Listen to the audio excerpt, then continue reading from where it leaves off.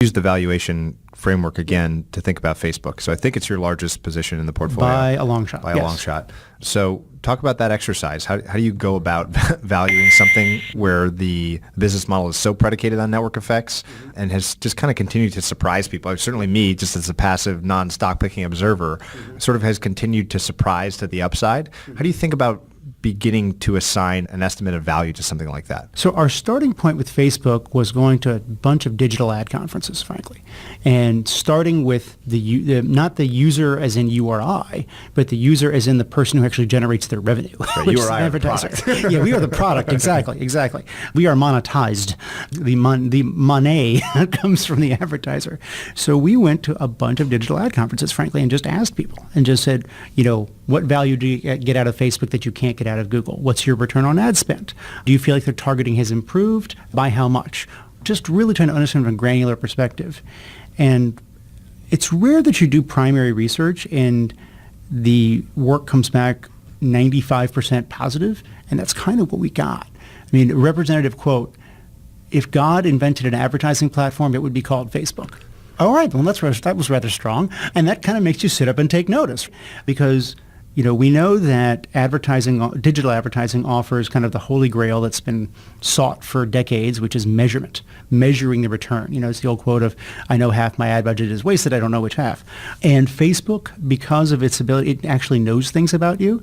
Google can intuit things about you based on where you have been or a search term you put in, but it's intuiting that, right? It doesn't actually know things about you that you have told it, that you have voluntarily told it in the case of Facebook. And so that information was resoundingly positive, and so we felt fairly comfortable thinking about the growth rate continuing out. The top-line growth was pretty not easy to forecast, but I think that wasn't our real variant perception. We've kind of been in line with consensus on revenue. We've been somewhat ahead, but not massively. It was really on the operating leverage front because when in late 2015, we began looking at Facebook. They had bought WhatsApp not too long ago, and a lot of the purchase price for WhatsApp had been allocated to R&D. And so R&D spend as a percentage of revenue really jumped up. So if you were looking just linearly and just looking at the GAAP numbers, you said, wow, this business isn't scaling. There's no operating leverage here. But then if you pick it apart and just think, well, gee, the marginal cost of you or I contributing content is nothing, it really should scale. Why hasn't it? Oh, it's the WhatsApp allocation. That means that number of 30% margin they printed in 2015 is probably not representative of what the future will be. That means we can forecast some operating leverage. Wow, that's a big number. And then you kind of go from there. What would cause your perception or your variant perception gap to close with Facebook? So is it merely a function of, I guess there's two ways, right? There's price. Yeah. So the market catches up to your estimation of its underlying value. That would be a happy thing. That would be good.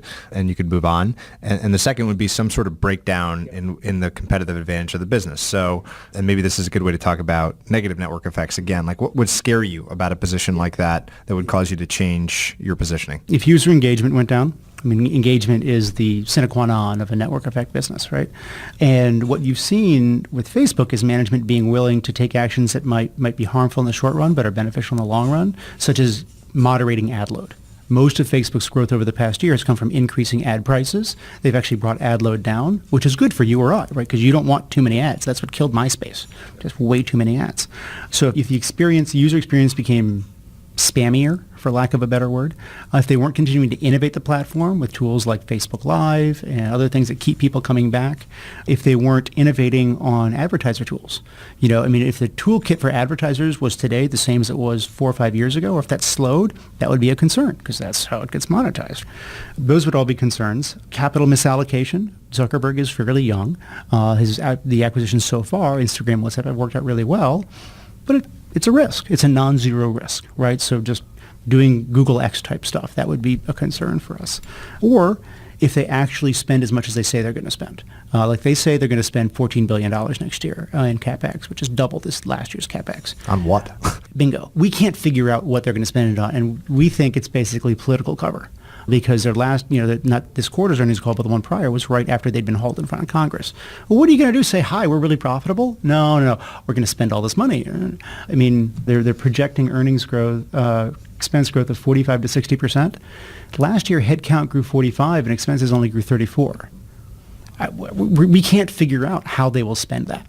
But maybe we're wrong. And if we're wrong and expenses really do ramp up ahead of revenue and they deleverage on the operating margin side, we would be wrong. What do you think were the most important lessons that a smaller, say, private business could extract from Facebook's business model or even Google's business model?